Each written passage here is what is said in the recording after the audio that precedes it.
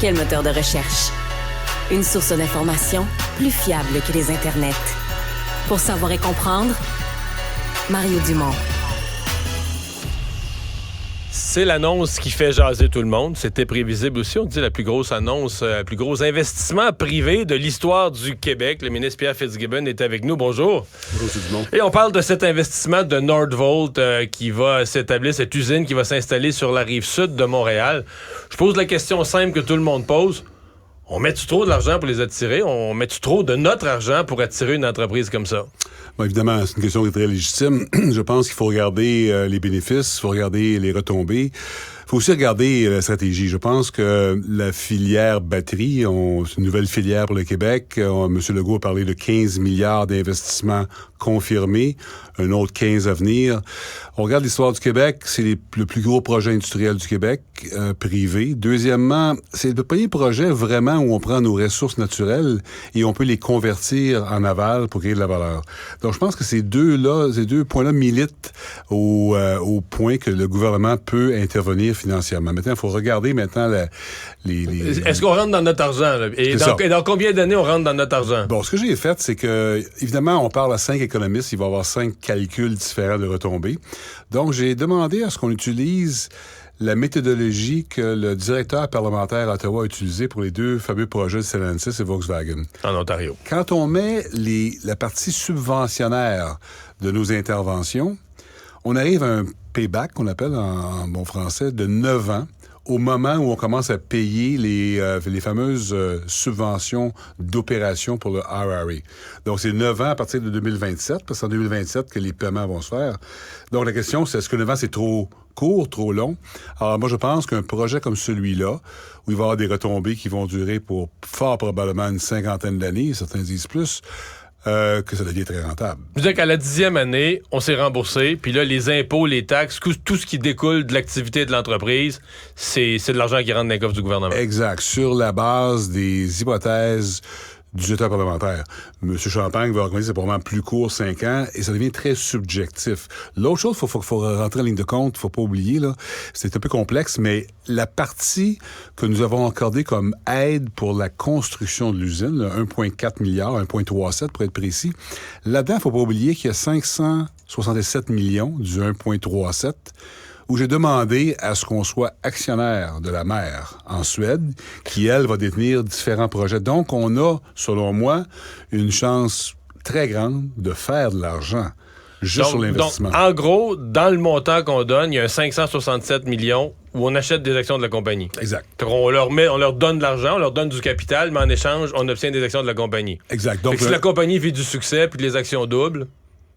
On fait le double. Alors, par exemple, effectivement, donc le 1,37 milliard pour l'accompagnement pour la construction se divise en 3 morceaux. Je ne veux pas être trop compliqué, mais c'est important de bien l'expliquer. Il y a 436 millions, c'est du pardon, donc c'est une subvention. Il y a 367 millions, c'est un prêt au coût des fonds. Donc, M. Girard va emprunter, puis on va recevoir le même argent de... Donc, ça, ils sont obligés de le rembourser. Exact. Puis l'autre, c'est 567 des actions. Alors, moi, je peux peut-être jovialiste, mais je crois qu'on va faire de l'argent avec ça. À un point que je pense que juste le retour sur l'investissement dans Nordvolt pourrait compenser au complet le 436. Puis quand on fait le calcul, là... La partie subventionnaire, là. Exact. Alors moi, je pense qu'on peut argumenter que ça, c'est neutre. Après ça, il y a le fameux chèque de 1,5 milliard. Bon, mais on va le séparer. Je pense que les gens peuvent venir mêler. Dans le fond, il y a 1,37 en 3 parties que vous venez de nous décrire. Ça, c'est pour établir l'usine, pour ramener l'entreprise. L'autre bout, là, c'est ce qu'on appelle IRA. C'est une façon, en québécois, on dirait, d'aller à côté la générosité de Biden. Biden a mis en place un programme qui porte le nom réduction de l'inflation, mais dans le fond, c'est un programme général d'aide à l'économie, à la transition verte. Et lui, il a mis du gros cash sur la table pour attirer des entreprises vertes. Exact. Puis quand je parlais à François Philippe, on regardait Champagne, puis on regardait qu'est-ce qu'on va faire avec ça. Mais ça, c'est... Le fédéral a décidé de faire 2 projets RRA en Ontario, Stellantis et Volkswagen, puis d'en faire un au Québec. Ça, c'est pour la mise de fonds pour être à la table. Puis ce matin, Paolo, c'est aussi le président de Norvolt, disait bien, il y avait 70 locations qui regardaient géographiques, qui regardaient en Amérique du Nord avant l'RRE. Donc l'RRE, là, le matching, là, c'est pour être à table. C'est comme on joue au poker, là, ça, on a enlevé 50 $, tu en as 2000. Si tu n'as pas ta mise de départ, t'es pas assez à table. Alors, la première décision qui a été prise par le gouvernement fédéral et le gouvernement de la province de Québec, c'est de dire, est-ce qu'on veut jouer à la table, oui ou non? Ça, donc, on pourrait avoir une discussion philosophique, vous, moi et les contribuables. Est-ce que Biden a été trop généreux? Ça devient une discussion philosophique. En pratique, si on ne l'accote pas, on oublie le projet. Exactement. Alors, nous, M. Legault et moi, on a regardé ça avec les équipes du ministère, puis on a dit, OK, c'est 1,5 milliard. Le RRE, il faut comprendre que le RRE, là, on fait un miroir de ce qui se passe aux États-Unis. C'est pas versé tout d'un coup, là. Ça, c'est au fur et à mesure. D'une part, ça, c'est une subvention à la production. Alors, moi, je vais argumenter que si on paye cette subvention-là, notre investissement qu'on a fait dans la mer va être bon. Bon. L'autre élément, c'est que c'est un miroir du fédéral. Qu'est-ce qui va arriver aux États-Unis les prochains 3 ans, 4 ans? Est-ce que l'RRE va être abandonné? Mettons que Trump est élu et il réduit ça de moitié. On baisse de moitié. Nous avons un miroir. Donc, on suit les Américains. Exact. Donc, on continuera pas, nous, à payer le plein montant si les Américains baissent leur aide. Et je vais répondre à une question qui était posée tantôt, qui était une très bonne question par un journaliste qui me disait, OK, si l'RRE disparaît aux États-Unis, est-ce que Northvolt va aller vous revoir pour avoir d'autres subventions? Ma réponse a été, Northvolt, puis ils l'ont dit, va faire de l'argent sans le RRE. Donc, effectivement, le RRE, là, c'est la mise qu'il faut mettre pour aller jouer. Pour être à table. Alors, Northvolt n'avait pas nécessairement besoin de ça, mais pourquoi il ne le prendrait pas? Alors, si on avait dit qu'on ne le donne pas, mais il aurait été aux États-Unis. 4,6 milliards, c'est mais d'ailleurs, il y a une grosse rumeur à l'effet qu'à un moment, leur décision était presque prise. On s'en va en Californie, là. Oui, ça a circulé beaucoup, là. Qu'ils en allaient en Californie, c'était naturel pour eux, connaissaient la région. Oui, moi, j'ai eu la chance d'aller au conseil d'administration de Northvolt. Je suis allé 2 semaines. Les décisions étaient prises d'aller au Québec, mais j'ai rencontré les membres du conseil, des gens d'Allemagne, de différents pays, de certains joueurs automobiles. Puis c'est sûr que tu étais assis en Allemagne, tu étais en Suède, tu disais, OK, on s'en va en Amérique du Nord, c'est là qu'on veut mettre notre usine en Amérique du Nord. Californie, Québec, c'est peut-être naturel de penser que la Californie, c'est mieux. Donc, de façon préconçue, il y avait une idée que probablement la Californie, un État vert, était un lieu fertile pour eux. Bon. On prend une partie du crédit, M. Champagne et moi, les équipes, on a fait un bon travail, pour leur dire, le Québec, on est vert. En Québécois, vous avez fait une job de vente. Je pense que oui, puis on est sympathique, on a de l'électricité verte, on a du talent, alors moi, je pense qu'il y a eu un paquet de facteurs. L'RRE est arrivé pendant, si on veut, mais l'RRE, c'est ça. Il fallait faire l'RRE pour avoir le projet. Sinon, on saute à la table. Alors, c'est une décision qui est prise. Sauf que le total, c'est public, l'argent public, le fédéral, Québec, si on verse tout, si tout va bien puis on verse tout, c'est quoi? C'est quasiment 7 milliards. Là. Ouais, sauf que quelqu'un tantôt me disait, là, vous donnez 1,4 plus 1,5, il faut faire attention. On peut pas additionner des chiffres, c'est des pommes et des oranges. Le 1,5 milliard pour le Québec, 4,6 total pour Québec et le fédéral. Faut comprendre que nous, notre 1,5, là, si on le paye, à chaque année, Northvolt va dépenser 2 milliards de frais d'opération, salaire, encourager les producteurs locaux. Il y a quand même un bénéfice. Parce que ça, c'est une subvention à la production. Donc, pendant que l'entreprise serait en opération à partir de 2026, 27. Donc, à chaque année où ils produisent, nous, on leur verse la subvention progressivement. Et donc, le 4,6 total, 1,5 partie du Québec, c'est le maximum. Bon, je souhaite qu'on le paye, entre guillemets, dans le sens où on va faire beaucoup d'argent, mais il pourrait retarder, ça pourrait être, s'il arrive quelque chose. Le RRE finit en 2032, sur une pente descendante. Plus les chèques sont faits en 27-28, plus ça va être onéreux. Mais quand ça va arriver vers la fin, ça va baisser. Donc, puis le 4,6, c'est un maximum. Le plan d'affaires de Northvolt était à 4,3, je pense. Donc, 4,6, c'est un marqueur, je pourrais dire, de maximum qu'on va permettre. Mais ça pourrait être moins que ça. Ça va pas être moins. Ça, mais ça, c'est un autre débat, par exemple. Qu'est-ce que vous répondez à ceux qui soulèvent le risque technologique, qui disent, ouais, mais là, l'humanité au complet, avec les changements climatiques présentement, fait des recherches sur les nouvelles sources d'énergie, comment on pourrait motoriser mieux les véhicules. Mettons qu'on se rend compte qu'en 2035, il y a une découverte qui est faite, puis qu'il y a une façon de motoriser les véhicules meilleure que les batteries électriques, une technologie qui révolutionne tout, ce qui n'est pas impensable, un espèce de bond technologique. Est-ce qu'on pourrait se retrouver avec des usines qu'on ont dit, ouais, mais là, ça vaut plus grand-chose. En fait, il y a deux parties à la réponse. Je pense que beaucoup de gens me questionnent sur le fait que la batterie lithium-ion, je sais pas si c'est une voiture électrique, c'est la batterie la plus vendue. On parle beaucoup de batterie LFP, lithium fer phosphate. On parle du sodium, les Chinois. La bonne nouvelle, c'est qu'une compagnie comme Nordvolt et tous les celluliers sont agnostiques à la chimie des batteries. Donc, si un jour on dit, on enlève le nickel, on met du phosphate, en plus, on a du phosphate au Québec. Là. Ils n'ont pas besoin de reconstruire l'usine. Là. Exact. Maintenant, là, un autre sujet. Est-ce qu'un jour, il n'y aura plus de batterie dans les voitures électriques parce qu'il y aura une autre source?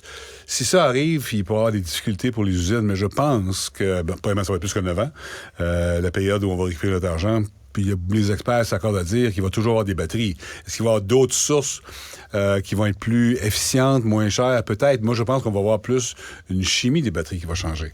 Mais la batterie comme telle va toujours demeurer, ou pas toujours, mais va demeurer pendant un bout de temps. Donc, je pense que l'horizon temporel dans lequel on regarde le projet, ça va être 50 ans, 60 ans, là, on a de la spéculation, mais je pense qu'on va faire un bon bout d'années avec des retombées sans subvention. Est-ce que, dans votre esprit, un projet comme celui d'aujourd'hui, le Nordvolt, va avoir une phase 2? Parce que c'est toujours ce qu'on se dit. Là, on établit une entreprise, on devient son siège en Amérique du Nord. Les autos électriques, oui, on trouve qu'il s'en vend beaucoup au Québec, mais c'est encore les premiers balbutiements. À l'échelle du monde, c'est une coupe, c'est 5%, c'est à peine. Si un jour, c'est 75% des véhicules qui sont électriques, on change, tous les ordres de grandeur changent. Est-ce qu'une usine comme ça pourrait être appelée à s'agrandir? Oui, en fait... ce qu'ils vont construire, Nordvolt a 3 projets présentement. La Suède, qui est déjà en opération partielle. L'Allemagne, qui va suivre le Québec, et le Québec. Le Québec, c'est pour l'Amérique du Nord.